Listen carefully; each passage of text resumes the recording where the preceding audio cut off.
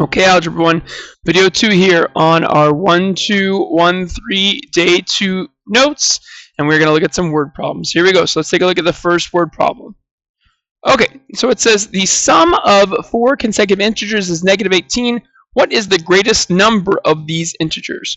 So when I see a word problem, the very first thing I want to do, is what does my variable x represent?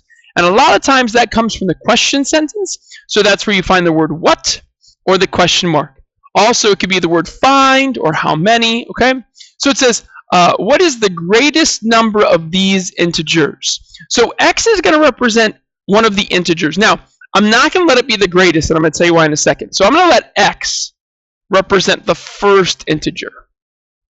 And again, it's just a strategy with this problem.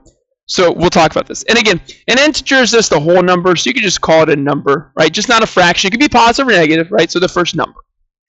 So now, we have to try to build our equation and talk about things. So next, the word sum. So sum means add. So we know we're going to use plus signs.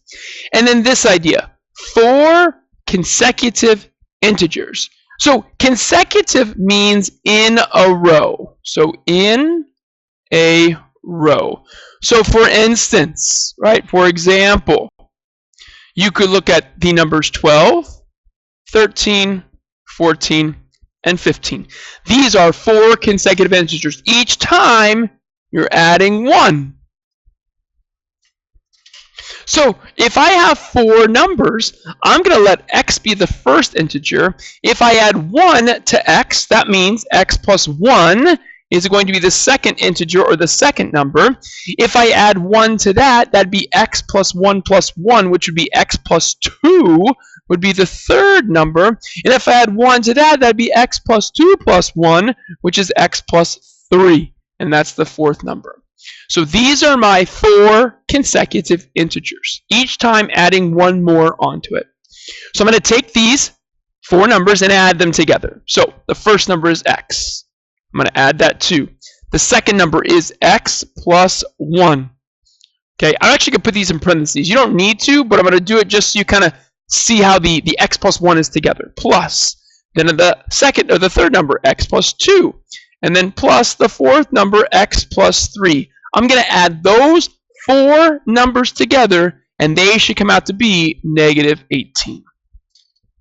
Okay, and now we're just going to handle it just like we do solve an equation, right? We're going to combine our like terms. We have a lot of like terms on the left-hand side. So each of these x's, I'll put a 1 in front of it, right? A 1, a 1, a 1, a 1. So 1 plus 1 plus 1 plus 1. That's 4 x's. And then I can combine the constants, plus 1, plus 2, plus 3. That's plus 6. That's going to equal negative 18. My variables on the left-hand side, so get x by itself. The first thing is an addition or subtraction. This 6 is positive, so let's subtract it on both sides. So we get 4x, the 6's cancel. Negative 18 minus 6 is negative 24. And then we divide, we divide both sides by 4. And we get an x value of negative 6. So what this means is our 4 integers are negative 6. Now be careful, if I add 1 to negative 6, I actually get negative 5. It becomes less negative, right? It gets closer to 0. And then add 1 more, they're negative 4, and then add 1 more, negative 3. And if you take a look here, the largest of these is actually the 3, the negative 3.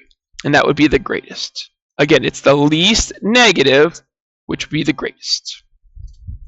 So this is a pretty common problem you're going to see, this sum of consecutive integers. So again, this is the setup over here, right? X plus 1, x plus 2. So if there was only 2 integers, it'd be x and x plus 1. If there were only 3 integers, x plus 1, x plus 2, again. Perfect. All right, next. Okay, it says a licensed nurse practitioner is instructed to give a patient 1,500 milligrams of antibiotic over a period of 36 hours. If the antibiotic is to be given every 2 hours starting immediately, how much antibiotic should be given in each dose? Okay, so again, it's a word problem. I see this word how. and the question mark. So we need to know antibiotic in each dose. So again, first thing is, what does X equal? So in this case, X is going to equal the amount of antibiotic I should give each dose. So the antibiotic for each per dose. Well, this is a rate,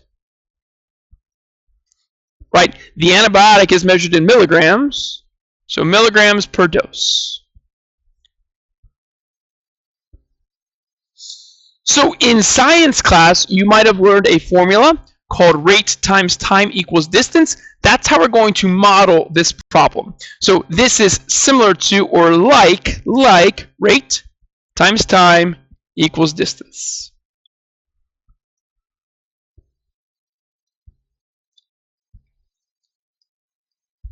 So in this case, our rate is our variable X. And again, the rate is typically a unit per unit. So we're doing milligrams per dose.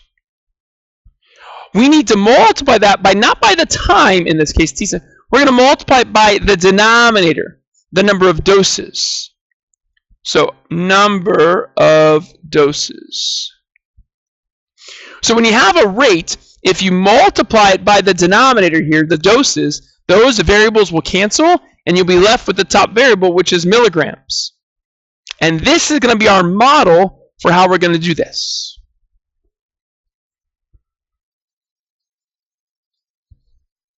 Okay, so a couple things, right? We don't know how many doses yet. We know that we have a total of 1,500 milligrams. So this is our total. This is our milligrams. 1,500 milligrams. It's going to go here. So 1,500 milligrams. We know that our milligrams per dose is our variable. So I need to know the number of doses. Well, they do tell us that we're doing it over a 36-hour period, and we're giving a dose every 2 hours. So from those two numbers, I'm going to divide 36 by 2.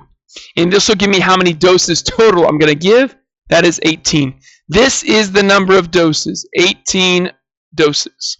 That is going to go in place of that. And here is our equation. Okay. So again, the reason I want to do this one is because I think on your practice, you'll have a rate times time equals distance. And again, it'll be more straightforward. But this is a great, right here, this is a great explanation of what's called unit analysis. Your science teachers will be happy if you can remember this, because again, a lot of times in science, it's about canceling out units and getting what you want. Okay, so I'm going to take this line, draw it down my equal sign. There's only one thing to do here. This 18 is being multiplied by x, so divide by 18. And you're going to get x equals, and when you divide that in the calculator, it's not even, so it's 83.3 repeated. And that'd be milligrams per dose. Dose, how you spell does. So again, I'm going to put this as my answer, 83.3 repeated milligrams per dose. Again, if it said one decimal, it'd be 83.3. If it said nearest whole number, it'd be 83. But there you go. All right, perfect. And then last but not least, so it says a 1-year prepaid membership at Gym A costs $250 plus $19 per month for the second year. A 1-year prepaid membership at Gym B costs $195 plus $24 per month for the second year. Leah says the cost for both gym memberships will be the same after the 11th month of the second year. Do you agree? Explain. So again, we have a word problem here. So first thing I want to do, what does my variable represent? Now, this is kind of a weird question because this question, do you agree, it references the sentence before. So Leah here says that the cost for both gym memberships will be the same after the 11th month of the second year. So the 11th month of the second year, that is representing the variable. But she's kind of already solved this. So we're going to let x be the number of months in the second year. So x is going to equal the number of months for the second year. So this is a pretty typical question where you have two gym memberships. You have membership A and you have membership B. Now in this case, membership A is going to be $250 plus $19 per month. That is just setting you up for success. $250 plus $19, and when it says per month, you're going to attach the variable to that number.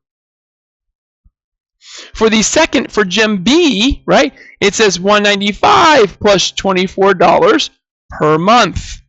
$195 plus $24 per month.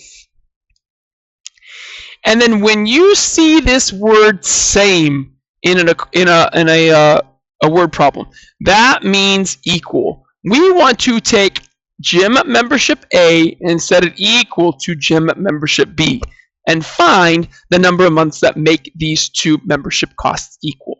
All right, so we're going to put the 250 plus 19x under the A. We're going to put equals the 195 plus 24x under the B. I'm going to draw my line, and now it's time to solve. I see no parentheses, but I do see two x terms. Remember, always move the smaller x term. 19x is smaller than 24x, so subtract the 19x. Remember, the x goes with it because we want to combine it with the 24x. So over here, we get 250. The 19x's cancel. We get 195, and 24 minus 19 is 5x. So now we've established the x on the right-hand side. So next we do an addition or a subtraction. This 195 is positive, so we're going to subtract it away on both sides. 251 minus 195 is 55. The 195's cancel, and your 5x comes down. And next we do a multiplication or a division. This 5 is multiplying with x, so we'll divide by 5. And you get 11 equals x. What this means is, yes, after 11 months in the second year, the costs will be the same. So we are going to agree with her. Yes, I agree with her because of what we just did. We got the 11 as the value of x. All right, so again, when it comes to word problems, have no fear. Identify what your variable is, identify some key information, and then just go for it. Try something, all right? All right, very good. All right, we'll see you in class.